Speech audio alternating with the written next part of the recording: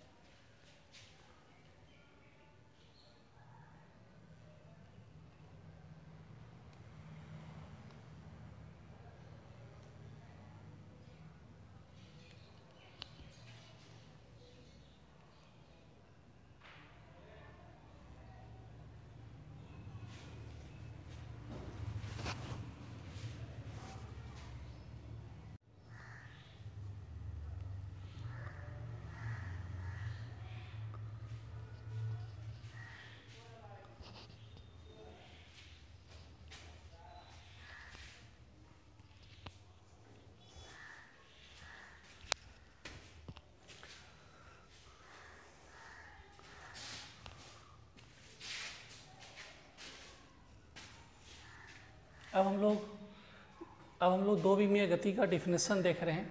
क्या है? When any object changes its position for 2 dimensions या 2 एक्सिस ना, ये डायमेंशन से मतलब 2 से अधिक है और ये एक्सिस का प्लुरल है, then it is called 2 dimensional motion या मोशन इन प्लेन कहते हैं।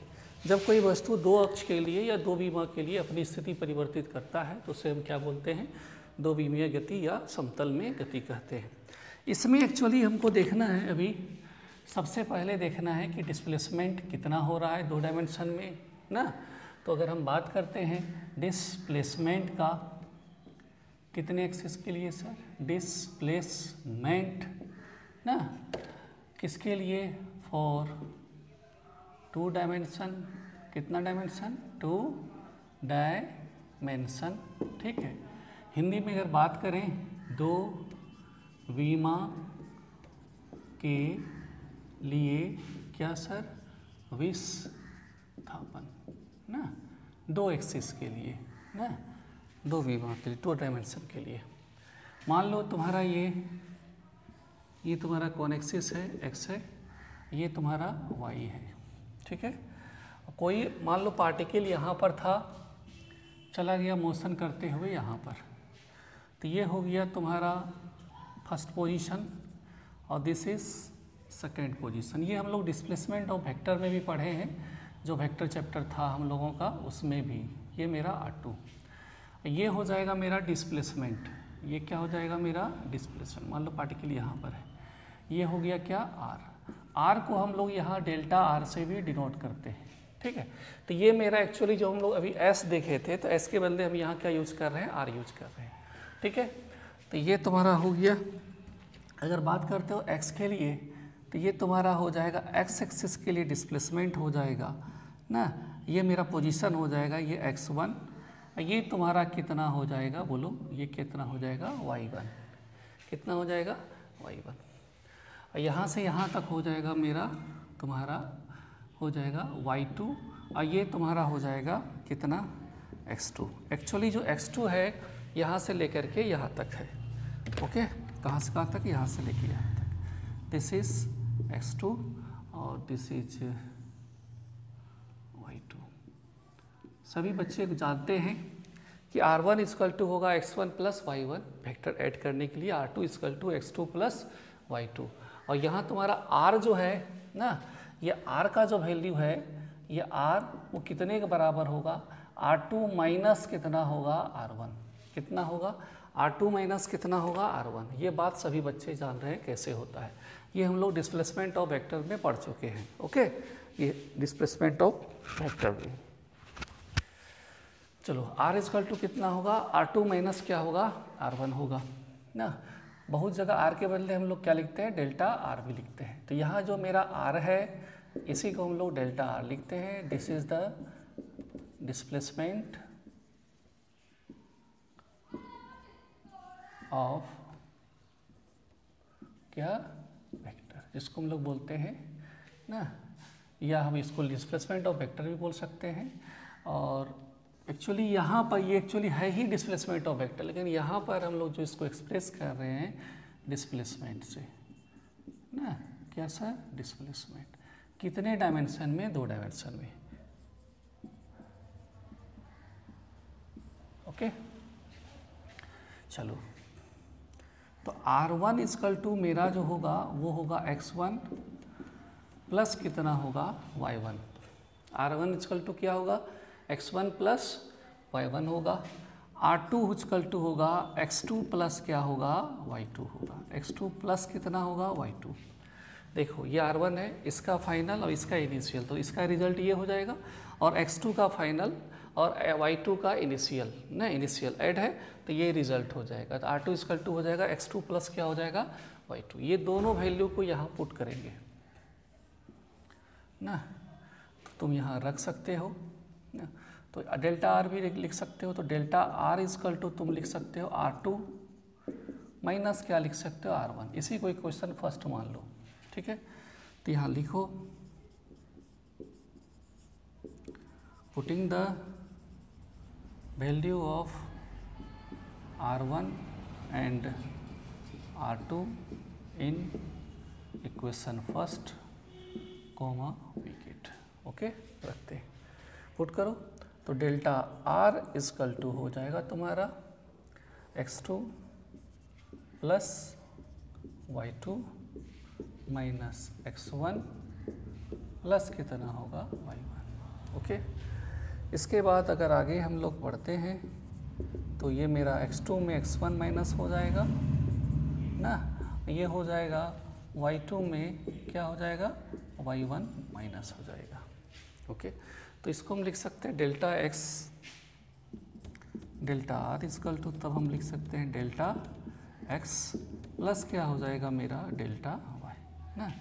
ये जो डिस्प्लेसमेंट हुआ कितने डायमेंशन के लिए, 2 डायमेंशन के लिए। अगर हम इसका मैग्नीट्यूड निकालना चाहेंगे तो क्या लगा देंगे, मॉड लगा देंगे ना।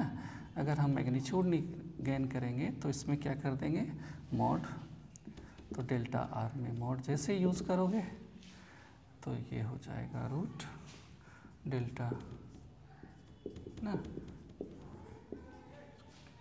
चलो इसे लिखो, इसके बाद जस्ट हम लोग वेलोसिटी देखते हैं।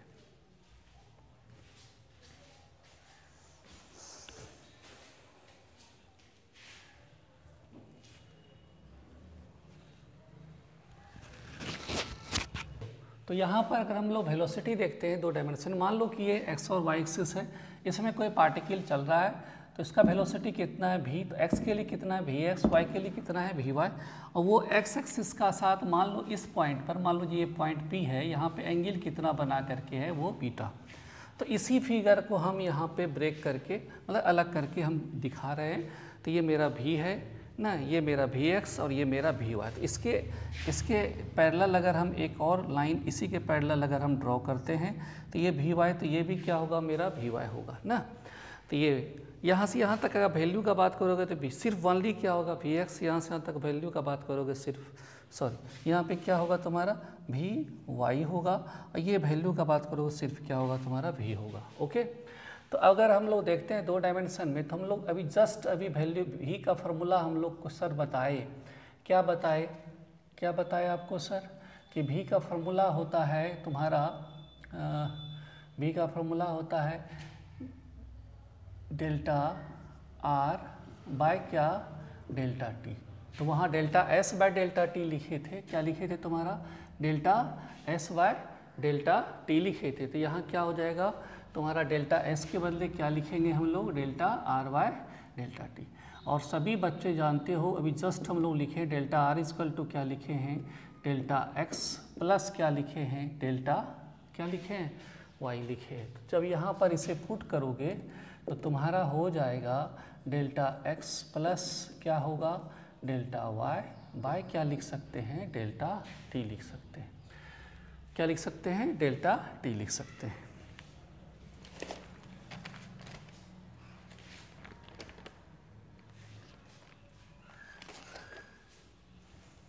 ओके, क्या लिख सकते हैं डेल्टा टी।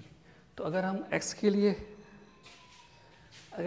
के लिए यहाँ ये इस अगर हम ब्रेक करें इसको तो ये मेरा हो जाएगा डेल्टा एक्स बाय कितना होगा डेल्टा टी, और ये होगा डेल्टा वाई बाय क्या होगा डेल्टा टी।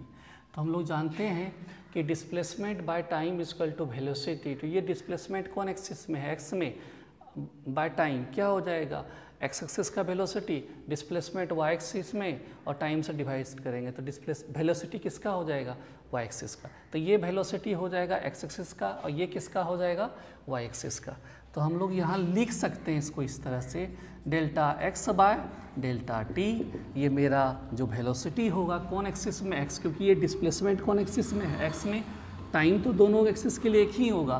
तो ये मेरा हो जाएगा वी एक्स एंड तब ये डेल्टा वाई बाय क्या sir delta T, displacement in Y axis by time से डिवाइड करेंगे तो ये मेरा वेलोसिटी हो जाएगा किस एक्सिस में वाई एक्सिस में। जैसे यहाँ पर हम पुट करेंगे इसको तो ये हो जाएगा वी एक्स प्लस क्या होगा जल्दी बोलिए क्या होगा ये मेरा वी एक्स प्लस क्या होगा वी वाई ना। अब अगर हम इसका सिर्फ वैल्यू गेन करते हैं क्या वैल्यू, तो रूट अंडर हो जाएगा वी स्क्वायर एक्स प्लस ना ये मेरा हो जाएगा वैल्यू इसका। अब मॉड से जैसे तुम इसे बाहर निकालोगे तो सिर्फ होगा v इक्वल टू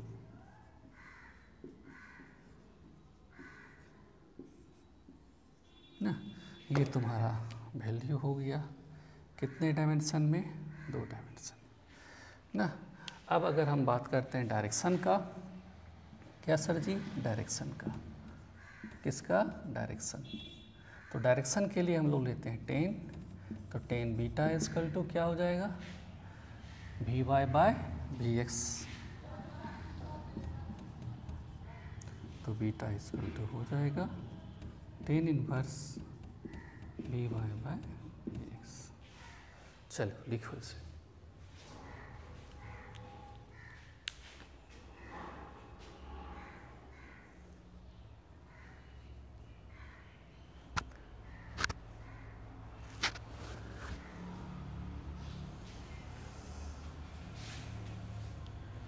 अब अगर इसी में अगर हम देखें तो ये मेरा, अगर जैसे कि मान लो कि अगर हम कैलकुलस में इसको सॉल्व करें, किस में सॉल्व करें, कैलकुलस में,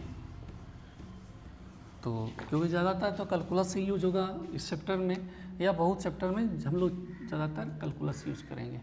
तो ए जैसे कि ये तुम लिखे हो यहाँ पर इस तरह से, इसी से अगर हम बात करें बाय कैलकुलस, बाय कैलकुलस किसका, अभी वही चल रहा है, क्या तुम्हारा चल रहा है, वेलोसिटी। तो v इक्वल टू हो जाएगा D X by D T plus D Y by D T ना।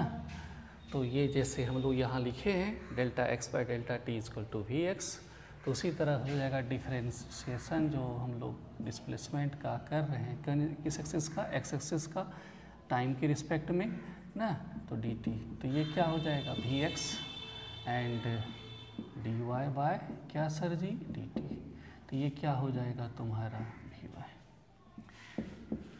देयरफॉर तो v इक्वल टू हो जाएगा वी एक्स प्लस क्या हो जाएगा वी वाई ना। तो वही जस्ट वही वैल्यू फिर से आएगा। तो v इक्वल टू मॉड जैसे यूज़ करोगे,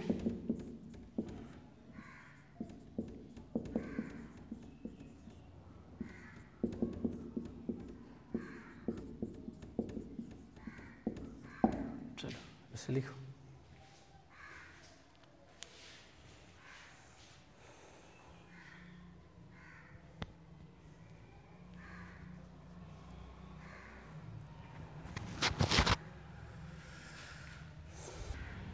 अब हम लोग एक्सेलरेशन के बारे में देखेंगे, किसके बारे में, एक्सेलरेशन के बारे में ना। एक्सेलरेशन जिसे आप बोलते हो, इसे हिंदी में क्या, क्या बोलते हो, त्वरण। अब जैसे कि मान लो कि ये तुम्हारा, ध्यान देना, ये x, ये तुम्हारा y, कोई पार्टिकल है जिसका वेलोसिटी इस पॉइंट पर, मान लो ये p पॉइंट है, कितना है, a है, ये तुम्हारा हो गया ax, ये तुम्हारा हो गया क्या सर जी, ay ना, क्या हो गया ay, ये तुम्हारा एंगल कितना हो गया सर जी, बीटा, कितना हो गया, बीटा। ओके तो इसी को अगर हम फिगर नीचे ड्रॉ करें तो ये होगा a होगा, ये हो जाएगा बीटा, ये होगा ax, ये होगा ay ना, क्या होगा, ay होगा। Okay sir. अब इसे अगर फॉर्मूला, अगर सभी बच्चे जानते हो कि a इक्वल टू फॉर्मूला होता है delta v by delta T. अभी जस्ट तुम v का वैल्यू क्या निकाले हो, गेन किए हो, V X plus V Y. जैसे यहाँ पुट करोगे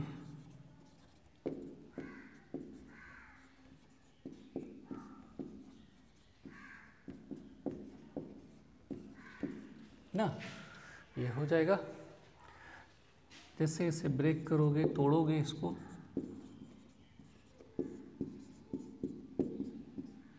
बड़ा आसान है, कोई टफ नहीं है, जो सोचते हो ये बड़ा ही आसान चैप्टर है। तो velocity by time equal to acceleration. तो वेलोसिटी ये कौन एक्सिस में है, वाई एक्सिस में, एक्स एक्सिस में, और ये टाइम हो गया, तो ये हो जाएगा एक्स एक्सिस में एक्सेलरेशन।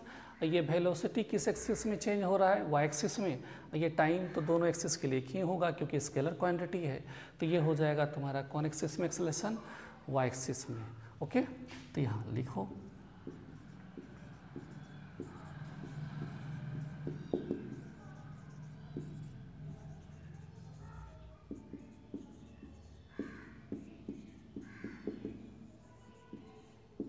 ओके। इसके बाद जैसे यहाँ हम पुट करते हैं इसको, तो ए इक्वल टू मेरा हो जाएगा A X plus A Y, mod करेंगे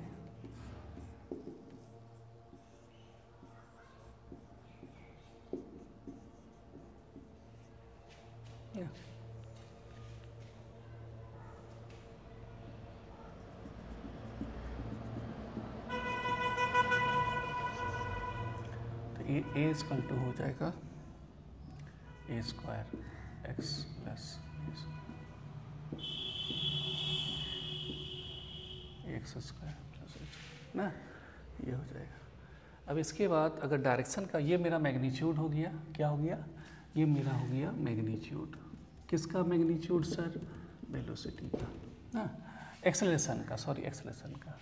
अब डायरेक्शन अगर हम निकालना चाहें, क्या निकालना चाहें, डायरेक्शन, तो इसके लिए मेरे लिए हो जाएगा बीटा ना, beta A Y by tan beta हम लोग लेंगे, क्या लेंगे sir, tan beta A Y by A X, beta equal to हो जाएगा tan inverse A Y by X ना। इसे ध्यान से लिखो, उसके बाद फिर आगे बढ़ते हैं, इसी में हम लोग कैलकुलस यूज करेंगे।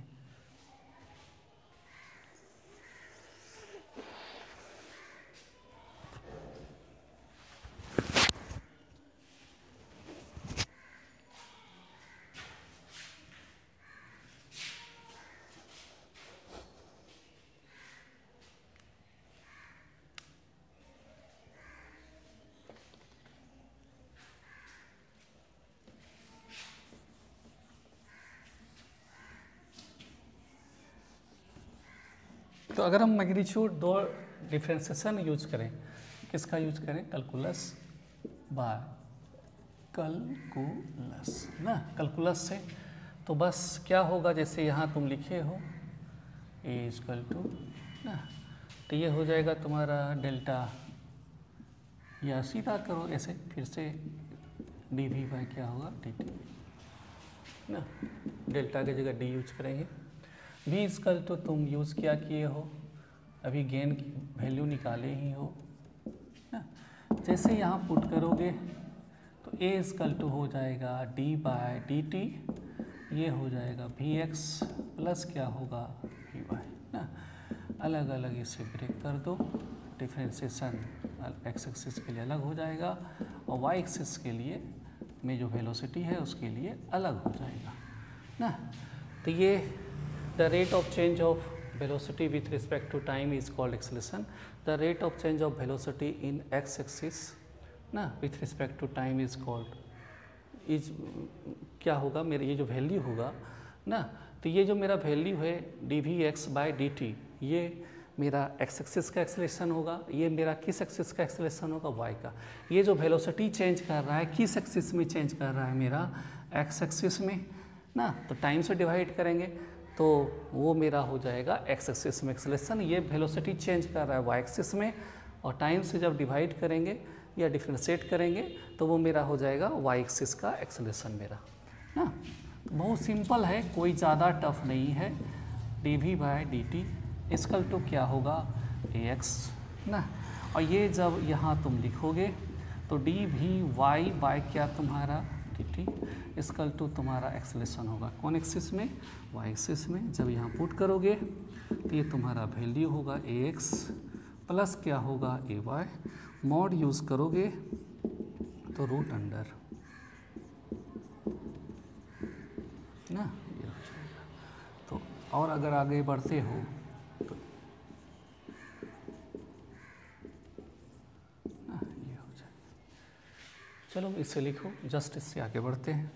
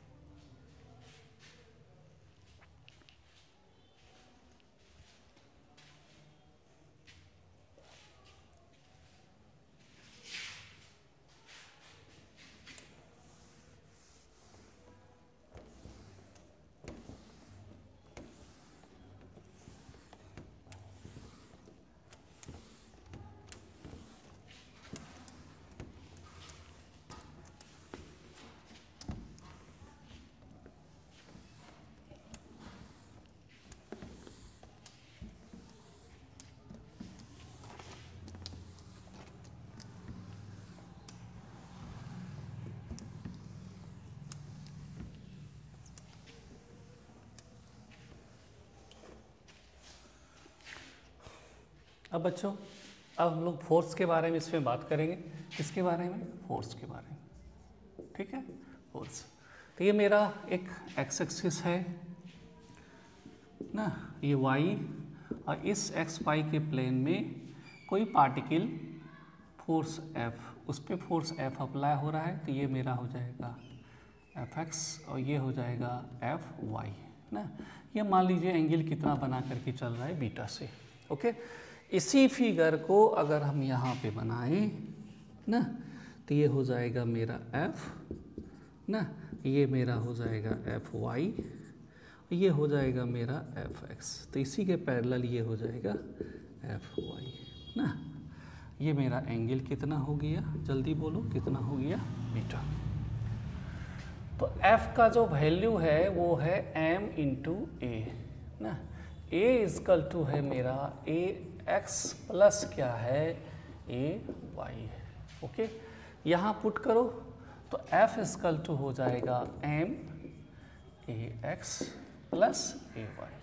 तो जहाँ डिफ्रेंसिएशन का जरूरत पड़ेगा डिफ्रेंसिएशन यूज करेंगे, जहाँ नहीं पड़ेगा तो वहाँ यूज़ नहीं करना है। अब ये तुम्हारा f हो गया, ये हो जाएगा m ए एक्स प्लस m इंटू ए वाई। पहले ही सभी बच्चे को बता दिए हैं कि जो स्केलर क्वांटिटी है उसका वैल्यू एक्स वाई में क्या होगा, चेंज नहीं होगा, लेकिन अगर वेक्टर क्वांटिटी है तो उसका वैल्यू चेंज होगा मे बी ना। जैसे मान लो बहुत जगह चेंज नहीं भी होगा, बहुत जगह चेंज नहीं भी होगा, लेकिन उसके लिए सिचुएशन है कब चेंज नहीं होगा ना। तो ये सब बात है। चलो, जैसे मान लो कब चेंज नहीं होगा, जैसे मान लो 45 डिग्री पर है, जैसे कि मान लो यहाँ पे बीटा का वैल्यू क्या है, 45 है, फोर्स मान लो 20 न्यूटन है। कितना न्यूटन है, 20 न्यूटन। तो यहाँ अगर एफ एक्स का वैल्यू निकालोगे तो एफ कॉस थीटा होगा। मान लो अभी एक जस्ट मान लो ये तुम्हारा मान लो 45 डिग्री है, मान लो फोर्स एफ ही है, तो एफ एक्स का वैल्यू कितना हो जाएगा, सब बात तुम लोग को बताए हैं ना। तो एक ही सिचुएशन में चेंज नहीं होता है। कब चेंज नहीं होता है वेक्टर का वैल्यू, 2 डायमेंशन में, जब कितना डिग्री होता है एंगल, 45 डिग्री, तब चेंज नहीं होता है। बाकी तो चेंज होना ही होना है ना, होना ही होना है। क्योंकि अगर मान लो हॉरिजॉन्टल के लिए अगर तुम लेते हो यहाँ पर एक्स के लिए तो कॉस लोगे, इसके लिए साइन लोगे, कॉस में 0 का वैल्यू, साइन में 0 का वैल्यू, कॉस में 30 का वैल्यू, साइन में 30 का वैल्यू क्या होगा, अलग अलग। 60 का वैल्यू अलग अलग हो जाएगा, 90 का वैल्यू अलग, लेकिन 45 का क्या होता है, सेम होता है। तो ये सब बात है। तो अब ये मैं सोचना है कि चेंज होगा ही होगा, तो एक सिचुएशन ऐसा होता है 45 डिग्री पर चेंज नहीं होगा 2 डायमेंशन में। हाँ, तो ये सब बात दिमाग में रखना। तो F हो गया। तो ये तुम्हारा ये मास है, मास स्केलर है, ये एक्स वाई के लिए चेंज नहीं होगा, सभी के लिए क्या होगा, सेम होगा। एक्सेलरेशन स्केलर वेक्टर है तो इसका वैल्यू में भी चेंज ना। तो ये तुम यहाँ लिख सकते हो। तो ए एम इंटू क्या होगा, ए एक्स होगा, ये हो जाएगा एफ एक्स हो जाएगा, एम इंटू ए वाई होगा, ये हो जाएगा तुम्हारा एफ वाई हो जाएगा। जब यहाँ पर पुट करोगे तुम इसको तो एफ हो जाएगा, ये हो जाएगा, देयरफॉर कर दो तो एफ एक्स प्लस क्या होगा, एफ वाई। तो मॉड जैसे लगाओगे तो रूट अंडर हो जाएगा F square X plus F square Y. तो एफ इक्वल टू होगा root under F square X plus F square Y ना। ये हो गया इसका क्या, मैग्नीट्यूड। क्या हो गया, मैग्नीट्यूड। किसका मैग्नीट्यूड, फोर्स का। अब अगर हम इसका डायरेक्शन निकालना चाहेंगे, क्या सर, डायरेक्शन, तो मेरा tan beta equal to F Y by कितना हो जाएगा, F X, tan beta F Y by F X, beta equal to हो जाएगा tan inverse F Y by F X ना।